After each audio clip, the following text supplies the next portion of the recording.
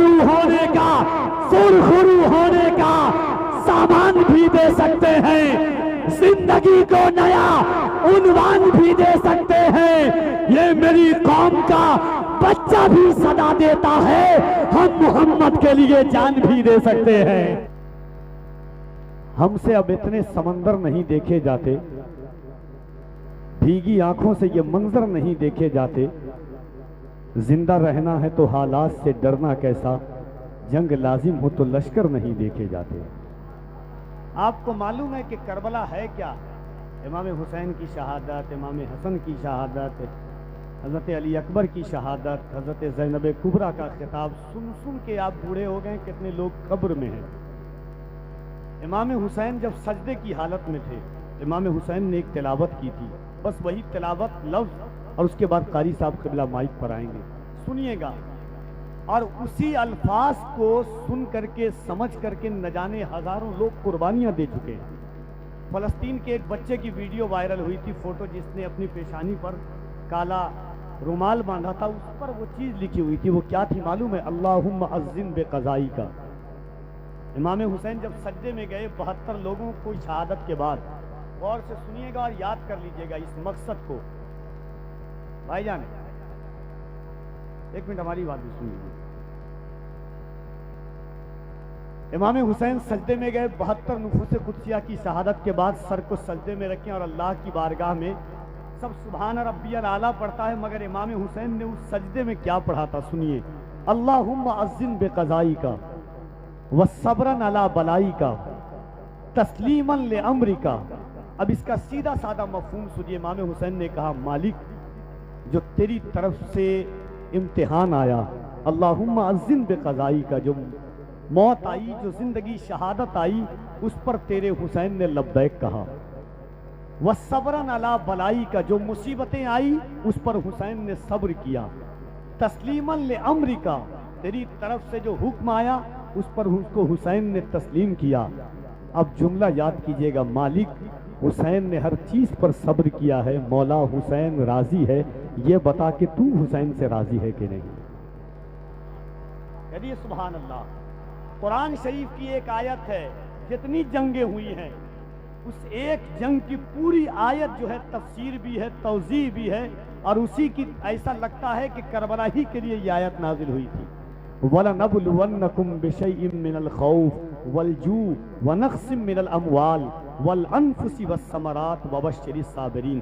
اللہ کہتا ہے ہم ضرور بھی ضرور تمہیں آزمائیں گے، ڈر سے، خوف سے، بھوک سے، جان میں نقصان پہنچا کے، پھلوں میں کمی کر کے۔ اللہ نے کربلا میں ہر چیز کو رکھا۔ آج فلسطین کے بچوں کو دیکھیے، نہ کھانے کے لیے کھانا ہے، نہ پینے کے لیے پانی ہے، نہ گھر رہنے کے لیے ہے۔ ایسا لگتا ہے کہ کربلا دوبارہ فلسطین میں دہرائی جا رہی ہے۔ آج یہی کربلا کا مقصد ہے۔ قاری صاحب قبلہ کا استقبال کر لیجئے، چونکہ وقت، میری عادت نہیں ہے کہ میں وقت کو کسی اور، انشاءاللہ پھر کبھی آیا تو سناؤں گا۔ محبتوں کے ساتھ پورا مجمع ہاتھوں کو اٹھائیے، اللہ کی کبریائی بلند کر لیں۔ نعرہ تکبیر، اور ذرا محبت سے۔ اب تو دل بھی نہیں چاہتا ہے، اگر دل اجازت دے آپ کا تب محبت سے کہہ دیجئے گا۔ فکروں کی آرائش اور زیبائش کے لیے ایسی محفلیں سجتی ہے۔ آپ بات حضور کی سننے کے لیے آئے ہیں، ہم بات حضور کی کرنے کے لیے آئے ہیں۔ جس کا مقصد مصطفیٰ ہو وہ کبھی اپنے مشن سے پیچھے نہیں ہٹتا ہے۔ بات سرکار کی جائے گی، بات سرکار کی سنی جائے گی۔ دونوں ہاتھوں کو اٹھائیں اور محبتوں کے ساتھ اللہ کی کبریائی یہ سوچ کر بیان کیجئے گا۔ ایک بچے سے فلسطین سے پوچھا گیا کہ آپ نعرہ کیوں لگاتے ہو؟ جواب دینے والا تو کوئی نہیں ہوتا ہے۔ اس بچے نے ایک منظرنامہ کھینچا تھا کونین بھائی، اور وہ 4 مصرع سنیے گا۔ بچے نے کہا تھا کہ حل ہوں گے سبھی مسئلے، تدبیر تو لاؤ، ٹوٹی ہی سہی دوستو شمشیر تو لاؤ، آگے کا کام مالک و مولا پہ چھوڑ دو، پہلے زباں پہ نعرہ تکبیر تو لاؤ۔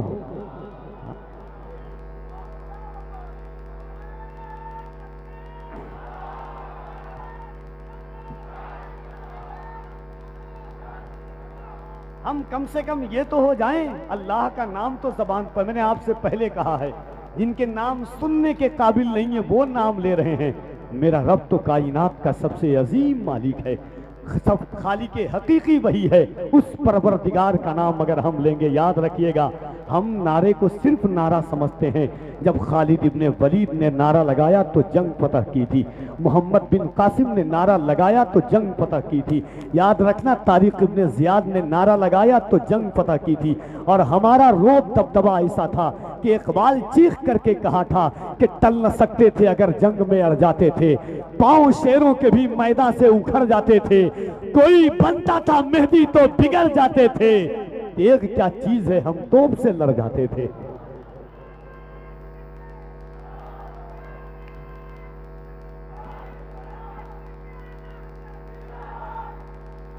سبحان اللہ، ذرا دونوں ہاتھوں کو اٹھائیں۔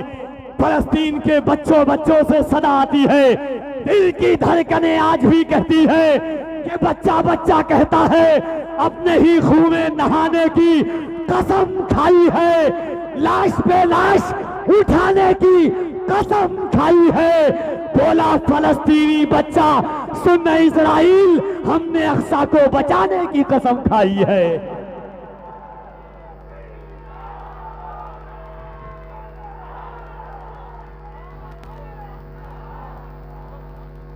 ذرا دونوں ہاتھوں کو اٹھائیں، لگے کہ آپ اپنے گاؤں میں نہیں، گنبد خضرا کی چھاؤں میں حضور کا جلسہ کر رہے ہیں۔ یاد رکھنا، سارے ناموں سے کنارہ کیجئے، سارے ناموں سے کنارہ کیجئے، یا رسول اللہ یا رسول اللہ پکارا کیجئے۔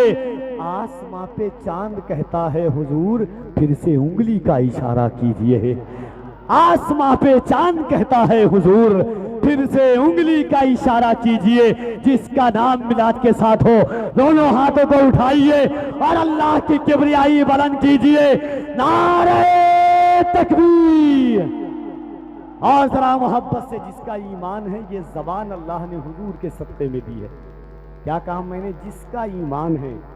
یاد رکھنا، بہت سارے لوگ سوچتے ہیں کہ ہاتھ اٹھانے کا کیا فائدہ ہے، آپ کفیل امبر کی بات جھٹلا دیجئے گا، مگر یاد رکھنا قرآن کہتا ہے یومئذ تحدث اخبارہا، قیامت کے دن ذرہ ذرہ گواہی دے گا کس نے کیا عمل کیا، کیسا عمل کیا، کب عمل کیا۔ میرے حضور فرماتے ہیں قیامت کے دن تمہاری زبان گواہی دے گی کیا بولا، تمہاری آنکھیں گواہی دیں گی کیا دیکھا۔ قرآن کہتا ہے الیوم نختم علی افواہہم وتکلمنا ایدیہم، کل قیامت کے دن اللہ تمہاری زبان پر مہر لگا دے گا، تمہارے ہاتھ بولیں گے کیا کیا، تمہارے پیر بولیں گے کیا کیا، جس زمین پر تو نے کیا ہے وہ زمین بولے گی مولا اس نے مجھ پر بیٹھ کر کے یہ کیا ہے۔ دل پر ہاتھ رکھ کے بولنا، کل قیامت کا دن ہوگا، زمین تانبے کی ہوگی، آسمان اولاد کا ہوگا، نہ بیٹی باپ کی ہوگی نہ باپ اولاد کا ہوگا۔ ایسے عالم میں یہ زمین کہے گی مولا سینٹرل محرم کمیٹی کی جانب سے ذکر حسین سجی تھی، تیرے محبوب کی امت گنہگار ضرور تھی مگر غدار نہیں تھی، ان ہاتھوں کو اٹھا کر لبیک یا رسول اللہ کہہ رہی تھی۔ لگا دوں میں لگاؤں، آپ بولیں گے یہی وہ راستہ ہے جن راستوں سے غلام ربانی بھائی مفتی صاحب قبلہ کے ساتھ میں گزرا تھا، سلمان اظہری صاحب قبلہ کے ساتھ۔ تو میں چاہتا ہوں کہ آج پھر یاد آئے، کوئی اٹھتا ہے اٹھنے جائے۔ یاد رکھنا ہم کسی کے دھرم پر انگلی نہیں اٹھاتے ہیں، کوئی اٹھاتا ہے انگلیاں اٹھائے، مگر یاد رکھنا جب کسی نے علامہ عنایت احمد کاکوروی سے پوچھا تھا کہ آپ سولی پر چڑھ کر کے کیوں مسکراتے ہو، آپ کی خواہشیں کیا ہے، علامہ عنایت احمد کاکوری نے کہا تھا عنایت آیا ہے دنیا سے چلا گیا ہے، زندگی دنیا سے تو جانا ہے ایک دن، کیوں نہ ہم حضور کے نام پر مر جائیں، کیوں نہ ہم حضور کی عزت کے لیے مر جائیں، کم سے کم وہ نہیں کر سکتے تو ہاتھ تو اٹھا سکتے ہیں مصطفیٰ کے نام پر، تاکہ یہ شانہ بھی بوجھ نہ سمجھے، یہ شانہ بھی ناز کرے یا رسول اللہ ہم کسی غیرے کے جسم سے پیوست نہیں تھے، ہم آپ کے عاشقوں کے درمیان لگے ہوئے تھے۔ ذرا محبت سے دونوں ہاتھوں کو اٹھائیے، دونوں ہاتھوں کو اٹھا کر، اور ممبر سے لے کر کے مسند تک کفیل امبر دیکھے نہ دیکھے اللہ ضرور دیکھ رہا ہے، وہ علیم و خبیر ہے۔ یاد رکھنا کسی کا ہاتھ نہ اٹھے، کوئی شکایت نہیں ہے، اللہ جسے توفیق دیکھا۔ ایک حضرت یوسف کو خریدنے کے لیے ایک ضعیفہ نے بولی لگائی تھی، کسی نے کہا تیرے پاس دولت نہیں ہے، کہا دولت نہیں ہے کم سے یوسف کے خریداروں میں تو نام آ جائے گا۔ ہاتھ اس نیت سے اٹھاؤ کہ اگر جان نہیں دے سکتے ہو حضور کے نام پر لبیک کا نعرہ تو لگا سکتے ہو۔ محبت کے ساتھ دونوں ہاتھوں کو اٹھا کر لبیک یا رسول اللہ. اور ذرا بلند آواز سے لبیک یا رسول اللہ، لبیک یا رسول اللہ، لبیک لبیک لبیک یا رسول اللہ. اور ذرا بلند آواز سے لبیک لبیک.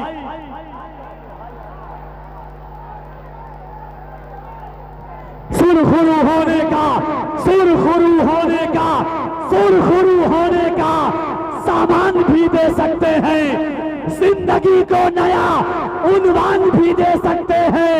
یہ میری قوم کا بچہ بھی صدا دیتا ہے، ہم محمد کے لیے جان بھی دے سکتے ہیں.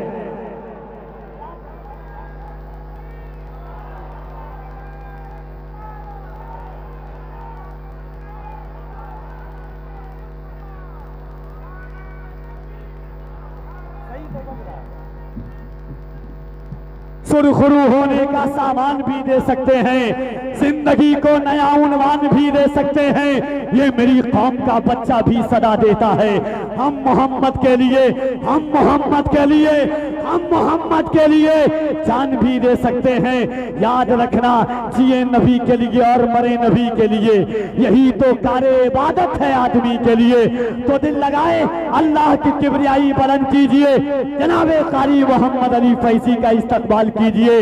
نعرہ تکبیر، نعرہ رسالت، ذکر شہدائے کربلا، فیضان امام حسین، مسلک اعلی حضرت، فیضان غوث اعظم، فیضان غریب نواز، فیضان مخدوم اشرف، فیضان حضور تاج شریعت.